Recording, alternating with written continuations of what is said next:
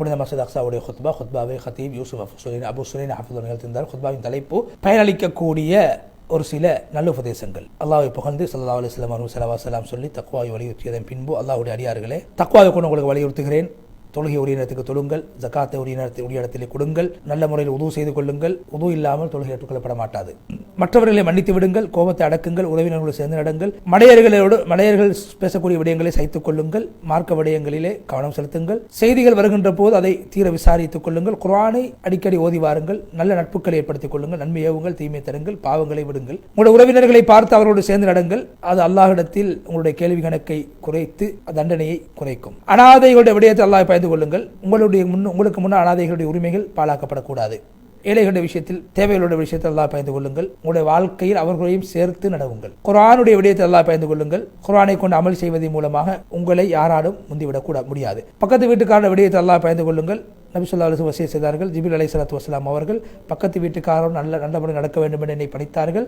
எதுவரைக்கும் நான் நினைத்தேன், என்னுடைய அனந்தர சொத்திலிருந்து ஏதேனும் ஒன்று அவர்களுக்கு கொடுக்க வேண்டுமோ என்று பயப்படுகின்ற அளவுக்கும் எண்ணுகின்ற அளவுக்கு அன்னை வீட்டுக்காரர்களோடு நல்ல முறை நடந்து கொள்ளுங்கள் என்று நபி ஸல்லல்லாஹு அலைஹி வஸல்லம் சொன்னார். ஜிப்ரீல் அலைஹிஸ்ஸலாம் அவர்கள் எனக்கு சொன்னதாக நபி ஸல்லல்லாஹு அலைஹி வஸல்லம் குறிப்பிட்ட செய்தி புகாரியில், முஸ்லிமில் பதிவு செய்யப்பட்டிருக்கிறது. அல்லாஹ்விடத்திலே சிறந்தவர்கள் நல்ல நண்பர்களாக இருக்கக்கூடியவர்கள். அதே போன்று பக்கத்து வீட்டுக்காரர்களை சிறந்தவர்கள் பக்கத்து வீட்டுக்காரர்களோடு நல்ல முறையில் நடந்து கொள்ளக்கூடியவர்கள். எனவே ஒரே சமூகமாக வாழுங்கள். பிளவுகளை விட்டு உங்களை நான் எச்சரிக்கின்றேன். சொர்க்கத்தில் உயர்ந்த அந்தஸ்தை பெற வேண்டுமாக இருந்தால் ஒற்றுமையாக இருங்கள். ஷைத்தான் ஒருவரோடு இருக்கின்றான், இரண்டு பேர்களோடு ஷைத்தான் இருக்க மாட்டான். எனவே ஒற்றுமையை கடைபிடித்துக் கொள்ளுங்கள். அல்லாஹ்வுடைய அடியார்களே, இல்மை கொண்டு நீங்கள் இல்மை தேடுங்கள். இல்மு உயர்த்தப்பட்டுவிடும். இல்மு உயர்த்தப்படுவது என்ன? இல்முள்ளவர்கள் மரணித்து விடுவார்கள். நூதனமான காரியங்களை செய்வதை விட்டு உங்களை எச்சரிக்கின்றேன். குர்ஆனை பற்றிப்பிடித்துக் கொள்ளுங்கள். கடைசி ஒரு காலம் வரும், அவர்கள் குர்ஆனின் பக்கம் மக்களை அழைப்பார்கள். ஆனால் அந்த குர்ஆனை அவர்கள் கணக்கெடுக்காமல் முதுகுக்கு பின்னால் போட்டு விடுவார்கள். இன்று நாங்கள் வாழக்கூடிய காலம் மிக மோசமான ஒரு காலமாக இருக்கிறது. இன்று எங்களுடைய நிலைமையை பாருங்கள். நாங்கள் குழுக்களாக, இயக்கங்களாக நாங்கள் பிரிந்து இருக்கின்றோம். அல்லாஹ் சொல்கிறான், நீங்கள் ஒற்றுமை என்ற கைட்டை பற்றி பிடித்துக் கொள்ளுங்கள், பிரிந்து விட வேண்டாம். சூரா ஆல இம்ரான் 103 வசனம். என்னுடைய சமூகத்தை பாருங்கள், சிலரை கொலை செய்யக்கூடிய ஒரு நிலைமை ஏற்பட்டிருக்கிறது. அல்லாஹ் குர்ஆனில் சொல்கிறான், வலா தக்துல் அன்ஃபுஸக்கும், உங்கள் ஒருவரை கொல்லக்கூடாது. சூரா அன்-நிஸா 29 வசனம். என்னுடைய குடும்பங்களை பாருங்கள், குடும்பங்களுக்கு மத்திய விரோத குரோதங்கள் ஏற்பட்டிருக்கிறது, சண்டை சச்சரவு ஏற்பட்டிருக்கிறது, தலாக்குடைய வீதம் அதிகரித்துக் கொண்டே போகிறது நாளுக்கு நாள். மக்கள் விரோத குரோதங்களோடு வஞ்சகத்தோடு வாழக்கூடிய நிலைமையை பார்க்கின்றோம். உள்ளம் பரிசுத்தமானவர்களாக, ஒருவர் மற்றவரை மதிக்கக்கூடியவர்களாக வாழ பழகிக் கொள்ள வேண்டும் என்று நாங்கள் ஒப்பந்தங்களை எவ்வாறு நாங்கள் நிறைவேற்றுகின்றோம், வாக்குறுதிகளை எவ்வாறு நிறைவேற்றுகின்றோம் என்பதை பாருங்கள். அல்லாஹ் சொல்கிறான், சூரா மரியம் 19 வசனம், அவர்கள் பின்னர் ஒரு கூட்டம் வருவார்கள், தொழுகையை வீணாக்குவார்கள், மனோயிச்சை பின்பற்றுவார்கள், அவர்கள் கை என்ற நரகத்தை சந்திப்பார்கள். தொழுகையை விட்டு விட்டார்கள், மனோயிச்சை பின்பற்ற விபச்சாரம், வட்டி, மது அருந்துவது, சூது விளையாடுவது, இது போன்ற விடயங்களில் மக்கள் ஈடுபட்டுக் கொண்டிருக்கிறார்கள். அந்த மக்கள் அப்படித்தான் அந்த காலத்தில் வாழ்வார்கள். ஹராமான விடயங்களை ஹலாலாக்குவார்கள். அவர்கள் கை என்ற நரகத்தை அவர்கள் சந்திப்பார்கள், நஷ்டத்தை சந்திப்பார்கள். கை என்பது நரகத்தில் ஓடக்கூடிய ஒரு நதியாகும். அல்லாஹ்வுடைய அடியார்களே, கியாமத்துடைய நாள் நினைக்கப்பட்டது, சந்திரன் இரண்டாக பிளந்து விட்டது.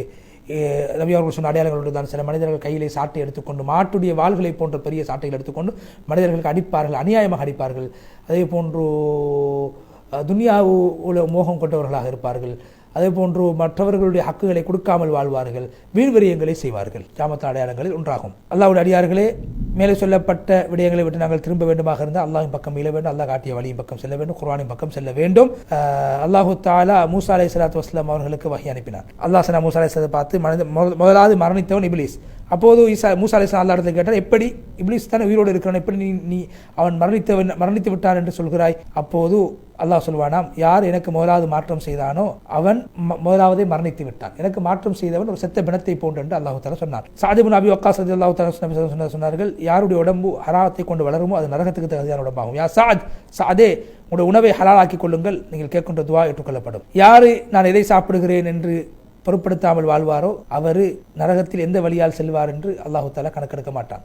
அல்லாஹ்வுடைய அடியார்களே, யார் ஹராத்தை சாப்பிடுவாரோ அல்லாஹ்வுடைய ரஹ்மத்தை விட்டு தூரமாக்கப்பட்டு விடுவார். அவர் பராமுகமானவராக ஆகிவிடுவார், மர்ம சிந்தனை அற்றவராக ஆகிவிடுவார். ஹராத்தை சாப்பிடுவது இஹ்லாஸ் என்ற அந்த மன தூய்மை இல்லாமல் ஆக்கிவிடும், அகப்பார்வையை போக்கிவிடும், பார்வை இருட்டாக்கிவிடும், மார்க்கத்தை பலகீனப்படுத்திவிடும், உடம்பை பலகீனப்படுத்திவிடும், அறிவை பலகீனப்படுத்திவிடும், பராமுகத்தை மறதியை உண்டு பண்ணும், நல்ல கல்வி ஞானங்களை விட்டு ஒரு மனிதனை தூரமாக்கிவிடும். யார் ஹலாலை சாப்பிட உள்ள மிருதுவாகும், இயல்பும் மிருதுவாகும், தூக்கம் குறைந்துவிடும், சாலிஹான அமலை செய்வார், அல்லாஹ்வை திக்ர் செய்யக்கூடியவராக இருப்பார், அல்லாஹ்வை எப்போது திக்ர் செய்யக்கூடியவராகவும், சோதனைகளின் நேரத்தில் பொறுமை காக்கக்கூடியவராகவும், கெட்ட விடயங்களை விட்டு தவிர்த்து கொள்ளக்கூடியவராகவும், கண்ணியமானவராகவும், சைப்புத்தன்மை உள்ளவராகவும் அவர் மாறிவிடுவார். யார் அவரை அழைத்தால் அவருக்கு பதில் கொடுப்பார், கேட்டால் கொடுப்பார், யாரை பற்றி புறம் பேசாதவராக, அவர் மாறுவார். ஜிப்ரீல் அலைஹிஸ்ஸலாத்து வஸலாம் நபி இடத்துல வந்து சொன்னார், முஹம்மத் உங்களுடைய உம்மத் உங்களுடைய மௌத்துக்கு பின்னால் சோதிக்கப்படுவார்கள். நபி அவங்க கேட்டாங்க, அந்த சோதனை விட்டு என்னுடைய உம்மத் எப்படி வெளியாகுவார்கள்? சொன்னார் ஜிப்ரீல் அலைஹிஸ்ஸலாம், அல்லாஹ்வுடைய வேதம் அல்லாஹ்வுடைய வேதம் அல்லாஹ்வுடைய வேதம், அல்லாஹ்வுடைய குர்ஆனை படியுங்கள், அதை மரணம் செய்யுங்கள், அதை கற்றுக்கொள்ளுங்கள், அது உங்களுடைய சிராத்தை முஸ்தகீம் பாலத்தின் பக்கம் விட்டு செல்லும். நல்ல விடயங்களுக்கும் குர்ஆனை சுமக்கக்கூடியவர்களாக குர்ஆனை கொண்டு அமல் செய்யக்கூடிய மாறிவிடுங்கள். குர்ஆனை விடுவதை மறப்பதை விட்டு உங்களை நான் எச்சரிக்கின்றேன். அல்லாஹ் தஆலா குர்ஆனை சொல்ல, யார் என்னுடைய குர்ஆனை புறக்கணிப்பாரோ அவருக்கு நெருக்கடியான வாழ்க்கை இருக்கிறது, மறுமையில் அவரை நாங்கள் குருடனாக எழுப்புவோம். அல்லாஹ்வுடைய அடியார்களே, 3 விடயங்களை கொண்டு உங்களுக்கு நான் உபதேசம் செய்கிறேன்.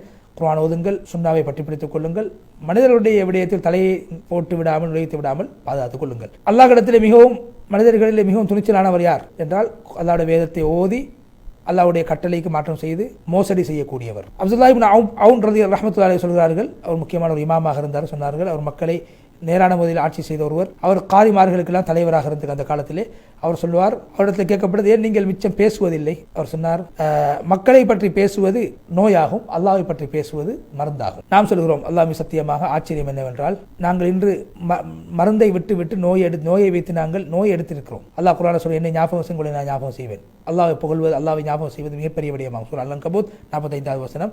அல்லாஹ்வை திக்ர் செய்வதன் மூலம் மனதுக்கு அமைதி கிடைக்கும். சூரா அர்-ராத் 28வது வசனம். எனவே நாங்கள் அதுக்கு அல்லாஹ்வை திக்ர் செய்யக்கூடியவராக நாங்கள் மாற வேண்டுமா? அல்லாஹ்வுடைய அருள், அல்லாஹ்வுடைய பாக்கியங்களுக்கு தேவைப்படுகிறது.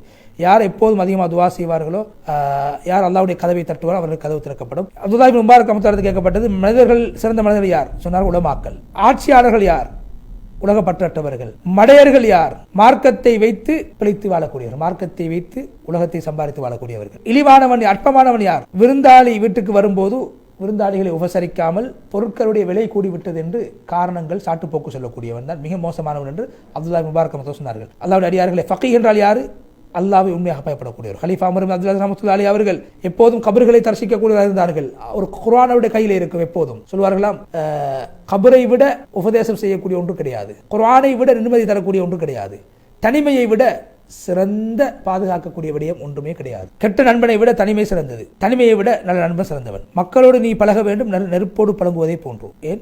நெருப்பை தேவைக்கு தான் பாவிக்க வேண்டும், தேவைக்கு தான். அப்ப நண்பர்களை நல்ல விடயங்களுக்கு நாங்கள் பயன்படுத்திக் கொள்ள வேண்டும். நாங்கள் வாழக்கூடிய நாட்கள் எங்களை எங்கே இட்டுச் செல்கிறது? அல்லாஹ்வின் பக்கம் இட்டுச் செல்கிறதா, எதன் பக்கம் இட்டுச் செல்கிறது என்பதை நாங்கள் பார்க்க வேண்டும். அல்லாஹ்வின் பக்கம் திரும்புங்கள் என்று சொல்லி முதலாவது பகுதியை பற்றி விடைபெற்றுச்சு. 2வது பகுதியில் கத்தீப் அவர்கள் அல்லாஹ் புகழ் நபி ஸல்லல்லாஹு அலைஹி வஸல்லம் சொன்னதுக்கு பின்னால், அல்லாஹ்வுடைய அடியார்களே, இல்ம் என்பது அதிகமானது. மக்களுடைய உரிமைகளை விட்டு நீ பாதுகாக்கப்பட்டவனாக உலகத்திலே வாழ வேண்டுமாக இருந்தால் உன்னுடைய நாவை நீ பாதுகாத்துக்கொள், மக்களுடைய மான மரியாதை விட்டு பாதுகாத்துக்கொள், ஒற்றுமையாக இருப்பதற்கு நீ முயற்சித்துக்கொள், உலமாக்களுடைய கண்ணியத்தை பேணி நட. அப்துல்லாஹ் சொன்னார்கள், இந்த உலமாக்கள் மார்க்கத்தை பாதுகாத்து யாரிடத்திலிருந்து யாருக்கு இந்த மார்க்க அறிவை கொடுக்க வேண்டும் என்று தேடி யாரு தகுதியானவர்களுக்கு கொடுத்திருந்தால் இன்று அவர்கள் தான் உலகத்தை ஆளக்கூடியவர்களாக இருப்பார்கள். என்று உலமாக்கள் தகுதியற்றவர்களுக்கு இந்த இல்மை கற்றுக் கொடுத்த காரணத்தினால் தான் அவர்கள் இந்த இல்மை வைத்து உலகத்தை தேட ஆரம்பித்து விடுகிறார்கள். அதனால் உலமாக்களுடைய பெருமதி மக்களுக்கு மத்தியில் இல்லாமல் போய்விட்டது.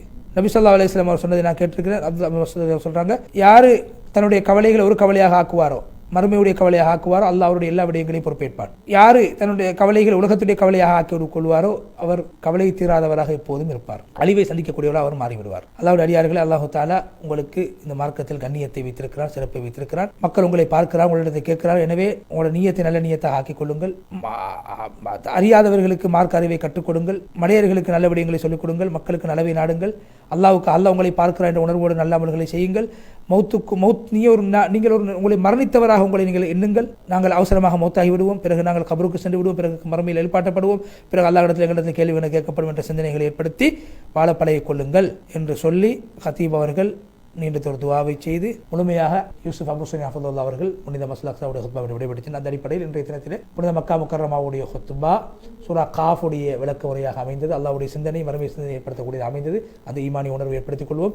அதே போன்று புனித மஸ்ஜிது நபவியுடைய ஹுத்பா மலை என்பது அல்லாஹ்வுடைய அருள், அதுக்கு நாங்கள் நன்றி செலுத்த வேண்டும் என்ற விடயத்தை, அதே போன்று நாங்கள் சுற்றுலாக்களை மேற்கொள்கின்ற போது, பிரயாணங்களை செய்கின்ற போது கடைபிடிக்க வேண்டிய ஒழுக்கங்களை எங்களுக்கு முன்வைத்தார்கள்.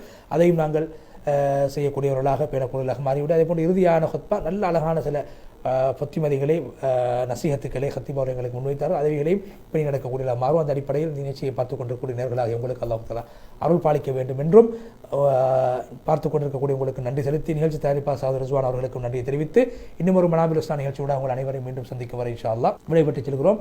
வ ஆகிர் தஅவானா அல்ஹம்துலில்லாஹி ரப்பில் ஆலமீன். வஸ்ஸலாமு அலைக்கும் வரஹ்மத்துல்லாஹி வபரகாத்துஹு.